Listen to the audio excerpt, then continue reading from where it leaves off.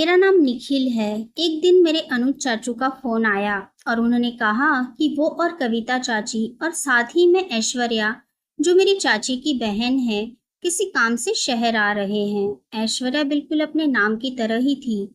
वो बहुत ही ज्यादा सुंदर और किसी को भी मोह लेने वाली थी। मेरी और ऐश्वर्या की मुलाकात हमारे एक रिश्तेदार की शादी में हुई थी। बस तभी से मैं ऐश्वर्या के पीछे पागल था। मेरे पापा तो ये खबर सुनकर बहुत खुश हो गए थे। आखिर वो अपने भाई से जो मिलने वाले थे। पर मैं सिर्फ ऐश्वर्या के लिए खुश था। मैंने तुरंत ऐश्वर्या को मैसेज किया और उधर से सिर्फ दिल वाला निशान ही आया। मैं इससे ही खुश हो गया। फिर वो दिन भी आ गया जब चाचू चाची और ऐश्वर्या हमारे घर आए थे। मम्मी पापा उन लोगों को देखकर बहुत खुश हुए, लेकिन मैं तो ऐश्वर्या को देखकर खुश था। वो लोग थोड़ी देर हुए आए ही थे कि अचानक ही चाचू और चाची का पास में ही एक मंदिर जाने का मन होने लगा। मम्मी ने कहा कि ठीक है, आप लोग तैयार हो जाओ, फिर हम सब चलते हैं। चाची ने ऐश्वर्या से कहा कि तुम भी जल्दी से रेडी हो जाओ, लेकिन ऐश्वर्या कहने लगी, नहीं दीदी, मैं बहुत थक गई हूँ, इसलिए मैं नहीं चल पाऊंगी।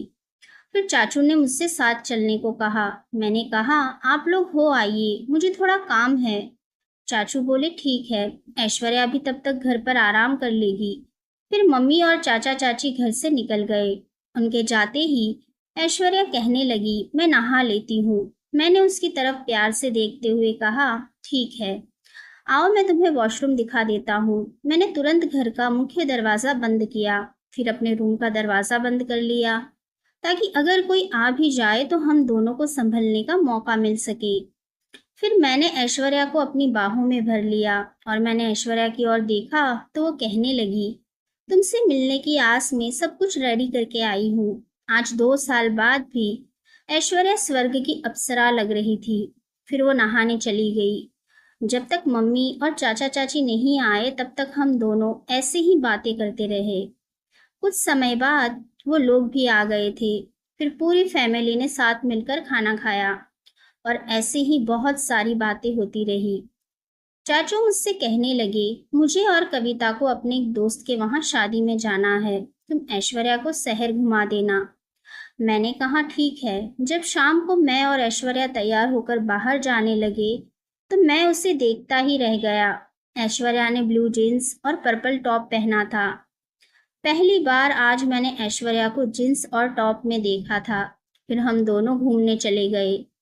इसके बाद हम दोनों में इधर उधर की और प्यार मोहब्बत की बातें होती रही। मैंने उसे थोड़ा इधर उधर घुमाया। फिर उसका मूवी देखने का मन हुआ तो हम दोनों मूवी देखने चले गए। मूवी काफी रोमांटिक थी। ऐश्वर्या के साथ मूवी देखते हुए बहुत ही अच्छा लग रहा था। पूरी मूवी के दौरान मैंने ऐश्वर्या का हाथ पकड़ रखा था। उसने भी छुड़ाने की कोशिश नहीं की। मूवी खत्म होने के बाद ऐश्वर्या को शॉपिंग करनी थी तो हम दोनों मॉल में आ गए और हमने शॉपिंग की। कुछ देर बाद मैंने ऐश्वर्या से कहा, तुम उधर ही रुको, मैं फ्रेश होकर आता हूँ। अब मैं फ्रेश होने के बहाने से अलग हुआ और उस मॉल के वेडिंग स्पेशल सेल में चला गया। वहां एक खूबसूरत सा वेडिंग गाउन टांगा हुआ था। मैंने उसे खरीद लिया और पैक करवा कर ले आया। ऐश्वर्या ने मेरे हाथ में बैग देखा तो वो पूछने लगी कि ये क्या लिया है। मैंने कहा, कुछ स्पेशल लिया है, पर अभी नहीं, मैं घर चलकर बताऊंगा। अब ऐश्वर्या मेरी तरफ शरारत भरी नजर से देखने लगी। फिर हम दोनों एक दूसरे का हाथ पकड़े हुए साथ घूमते रहे। फिर वो कहने लगी कि मुझे बहुत भूख लगी है, मुझे कुछ खाना है। तब हम एक रेस्टोरेंट में खाना खाने चले गए। खाना खाते खाते बरसात होने लगी और घूमते हुए रात भी हो चुकी थी। हम दोनों भीग भी गए थे और सबसे बड़ी बात, हम दोनों घर से बहुत दूर थे। तो मैंने सोचा बरसात में घर पहुंचना मुश्किल होगा और रात भी हो गई थी। मैंने ऐश्वर्या को समझाते हुए कहा, हम पास में ही किसी होटल में रुक जाते हैं। वो मेरा मतलब तो समझ गई थी, पर झिझक रही थी। मैंने कहा, मैं घर पर बता देता हूँ। उसने कहा, ठीक है। फिर मैंने घर पर कॉल करके बता दिया। बारिश होने की वजह से हम रास्ते में फंस गए हैं। आने के लिए कोई टैक्सी या रिक्शा नहीं मिल रही है, तो हम क्या करें। चाचू कहने लगे, कोई बात नहीं, तुम वहीं पर किसी होटल या रूम पर रुक जाओ। इतनी बारिश में आने की कोई ज़रूरत नहीं, सुबह होते ही निकल जाना। लेकिन हाँ, एक बात याद रखना, दोनों अलग अलग कमरों में रुकना। और साथ में ये भी कहा कि ऐश्वर्या का ख्याल रखना। फिर हम एक होटल में रूम लेकर रुक गए। हम होटल के रूम में जैसे ही अंदर आए तो मैंने अपने गीले हो चुके कपड़े चेंज कर दिए।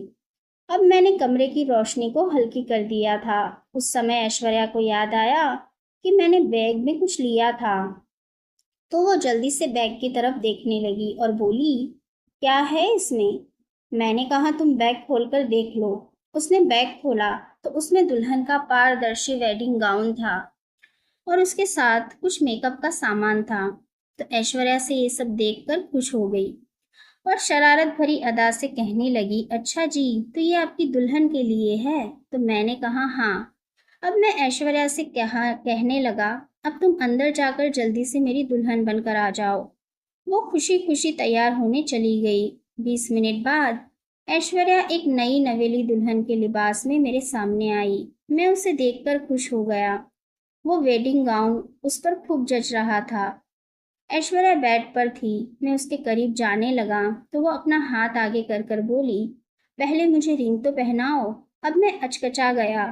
फिर मैंने अपनी जेब से डायमंड की रिंग निकाली और उसे पहना दी। फिर ऐश्वर्या कहने लगी कि चलो अब मेरा वेडिंग गिफ्ट निकालो। मैं सोच में पड़ गया। फिर मुझे याद आया कि मैंने ऐश्वर्या के लिए एक और गिफ्ट लिया है। मैं जैसे ही वो गिफ्ट उसे देने जा रहा था, उसने मेरा हाथ पकड़ लिया। मैंने उसकी तरफ देखा तो ऐश्वर्या ने कहा, ये नहीं, अपना वो दो। इतना बोलकर वो हंस पड़ी थी। उसके बाद हम दोनों प्रेम के सागर में डूबते चले गए। लगभग 30 से 40 मिनट तक प्यार का गोता लगाने के बाद हम दोनों बाहर आ गए।